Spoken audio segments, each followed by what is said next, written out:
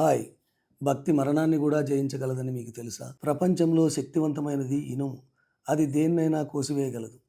ఆ ఇనుము కంటే శక్తివంతమైనది అగ్ని. ఆ ఇనుమును కరిగించగలదు.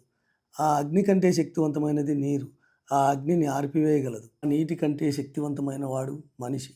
ఆ నీటిని తాగివేయగలడు. మనిషి కంటే శక్తివంతమైనది మరణం. అది మనిషిని తినేస్తుంది. మరణానికంటే శక్తివంతమైనది భక్తి. అది మరణాన్ని కూడా వెనక్కి తిప్పగలదు. మార్కండేయుడే మనకు ఉదాహరణ. కరోనా కష్టకాలం తర్వాత ఈ ప్రపంచాన్ని భయపెట్టింది మరణం.